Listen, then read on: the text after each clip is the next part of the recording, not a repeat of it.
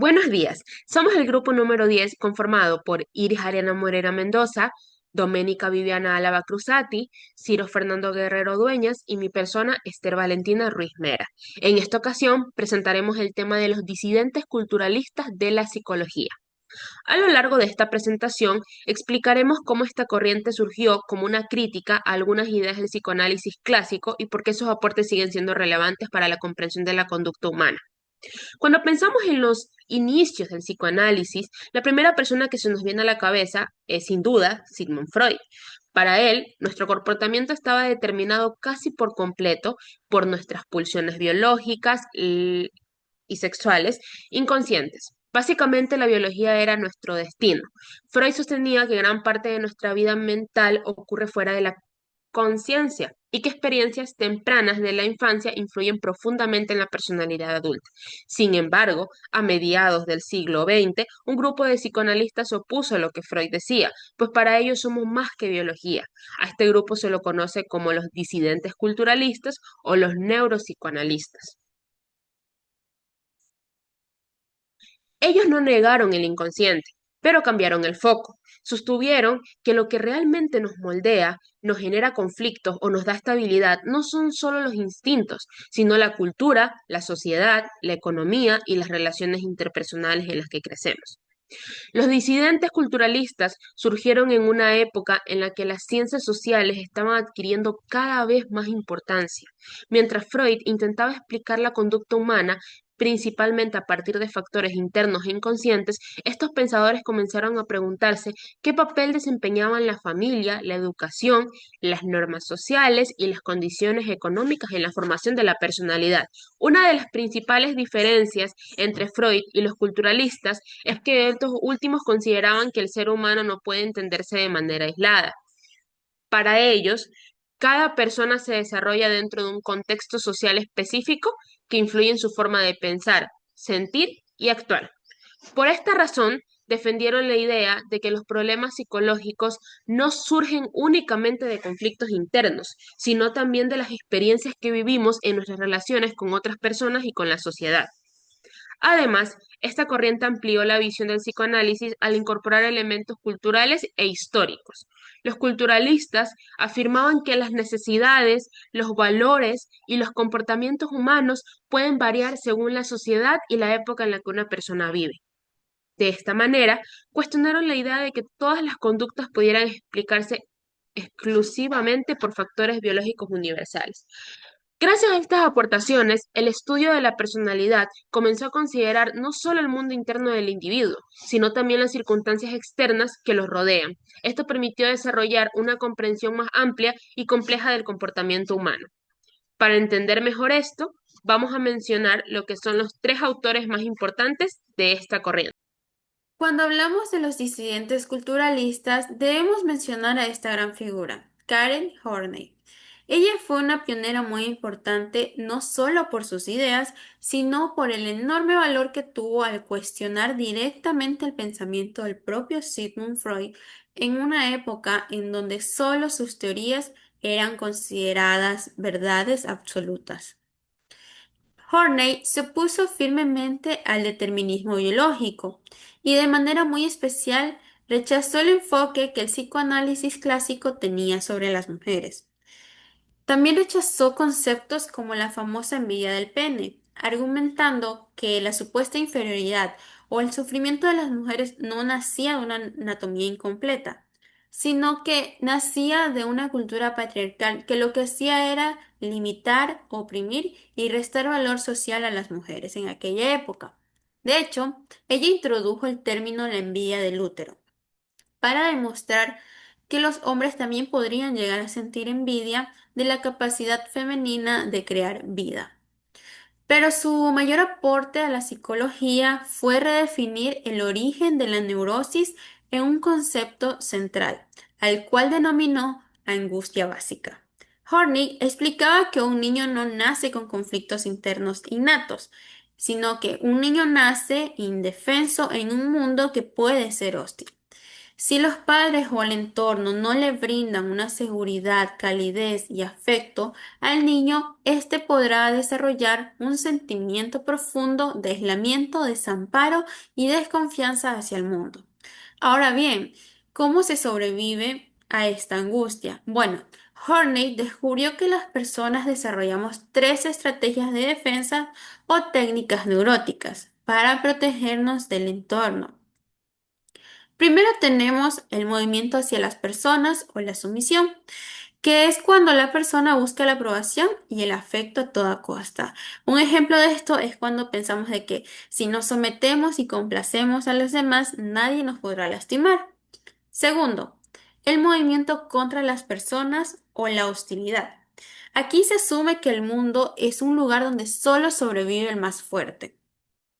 Es cuando llegamos a pensar de que si tenemos el poder y podemos controlar a los demás, nadie podrá hacernos daño.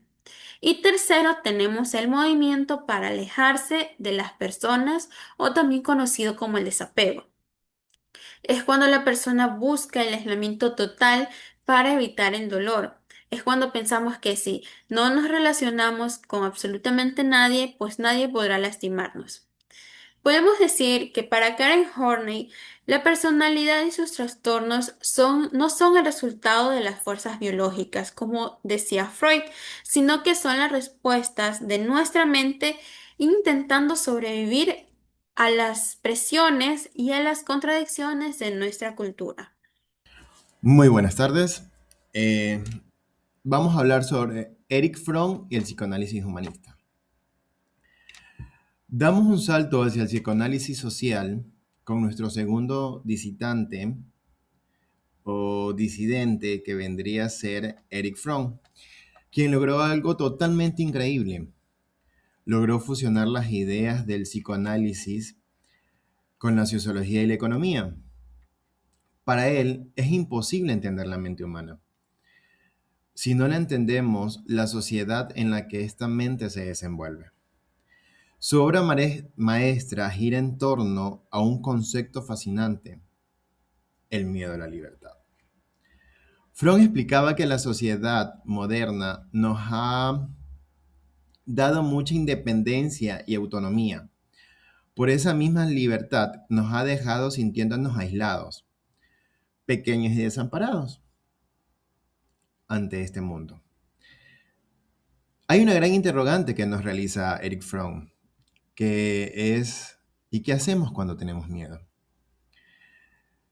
Nos dice que intentamos escapar de esta libertad. Fromm identificó que la sociedad nos empuja a dos grandes vías, eh, que viene a ser el autoritarismo, que nos busca fusionarnos con un líder o un sistema poderoso, y el conformismo autónomo, donde dejamos de ser nosotros mismos y adaptarnos a una sociedad, a un entorno que espera que tengamos nuestra mentalidad como robots, ¿no? Además, Fromm criticó duramente el sistema capitalista porque promueve lo que llamó un carácter mercantil. En la cultura actual, las personas se ven a sí mismas como mercancías, como vales por los cuales se pueden canjear, ¿no? Por un estatus, por la forma de vestirte, por la forma en que te ves, ¿no? O como las demás personas te logran ver, y no por lo que realmente eres. Como ser humano, Fromm nos recuerda que la salud mental no es solo un asunto individual, sino que es el resultado de vivir en sociedad. Para culminar, tenemos que tener en cuenta que Fromm integró estos puntos súper estratégicos que viene a ser recordemos nuevamente que es la psicología, la economía, Consideraba que la personalidad está influenciada por la sociedad y la cultura, que desarrolló el concepto de miedo a la libertad, al aislamiento, al desamparo, que identificó las dos formas de escapar de la libertad, que es el autoritarismo y el conformismo autónomo. Para culminar nuestro recorrido con los disidentes culturalistas de la psicología, vamos por último a hablar de Henry Stack Sullivan, que fue un psicólogo y psicoanalista neofreudiano, nacido en 1892 y fallecido en 1949. Él llevó el culturalismo a la práctica clínica, que es con una idea revolucionaria, que decía que la personalidad no es algo que poseemos dentro de nosotros, sino algo que que ocurre entre las personas. Para él, nosotros somos el resultado de las interacciones con los demás. O sea, que sin el otro no existe un yo. Él fundó la teoría interpersonal de la psiquiatría, en donde decía que la psiquiatría no solamente debe estudiar el individuo de manera aislada, sino que las situaciones interpersonales.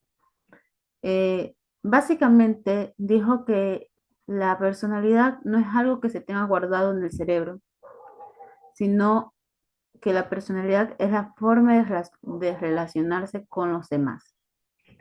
En su teoría, también implementó y se centró en cómo manejamos la ansiedad. Y para él, la ansiedad es la fuerza que podría desintegrar la personalidad de cada uno de nosotros. Para protegernos, él creó el sistema SELF, que es el sistema del yo, que este sistema se basa en usarlo como un filtro que decide qué es lo que mostramos y qué es lo que ocultamos para protegernos. En el sistema SELF encontramos el buen yo, y en inglés es el good me, que es la personalidad, bueno, que es la parte de la personalidad en la que se ha premiado con ternura y, y aprobación de parte de nuestros padres, y esto nos ha creado seguridad y sentirnos valiosos.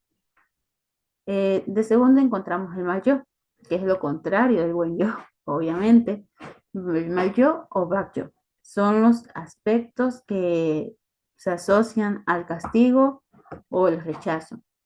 Cuando estos aspectos aparecen, se puede mostrar una ansiedad inmediata, que es donde se presentan los pensamientos negativos, o sea, no soy suficiente o nunca hago nada bien. También nos encontramos con el no yo. El no yo es la parte del sistema más profundo, porque son experiencias cargadas que por ansiedad o por miedo que la mente no logra procesar. Estas son experiencias que se expulsan de la conciencia por medio de sueños o crisis psicóticas. Sullivan no solo se quedó ahí, también explicó que nuestras relaciones pasan por diferentes etapas, desde la necesidad del contacto físico de la infancia hasta la necesidad de la intimidad y la colaboración de la preadolescencia. Él destacó lo importante que es tener un mejor amigo, o como él lo decía, chumchi, porque era vital para corregir distorsiones de nuestra personalidad y aprender a ver el mundo de manera mucho más realista. Sullivan también en su tiempo experimentó con personas esquizofrénicas, llevándolas a habitaciones terapéuticas a lugares aislados donde se intervino con respeto, con interacción social y comunicación. Para ese tiempo, este experimento tuvo un muy buen resultado de manera asombrosa para la época que se dio. Así, él demostró que si el entorno cultural o interpersonal puede enfermar a una persona, afectarla de manera negativa, también el entorno interpersonal podría curar a estas personas. Bueno, para terminar con Sullivan, fue el disidente que humanizó a la psicología y nos enseñó que no solemos ser los monstruos que actuamos por instintos ocultos, sino seres sociales que buscan conexión y aceptación. Y si la próxima vez te preguntas quién eres, no solamente mires hacia adentro, también mira hacia afuera, a las personas que amamos, a las personas que nos rodean y a las personas que tenemos. En conclusión, lo que estos disidentes nos enseñaron es que no somos prisioneros de nuestra biología, somos seres en constante construcción. Gracias a Horney, Fromm y Sullivan, hoy entendemos que para sanar la mente de una persona no solo hay que mirar su pasado, sino también su cultura, su libertad y la calidad de sus vínculos. Aunque algunas de sus ideas fueron propuestas hace varias décadas, muchas siguen siendo relevantes en la actualidad, ya que continúan ayudándonos a entender cómo la familia, la sociedad y la cultura influyen en nuestra salud mental y en nuestra forma de relacionarnos con los demás. Gracias por prestar atención.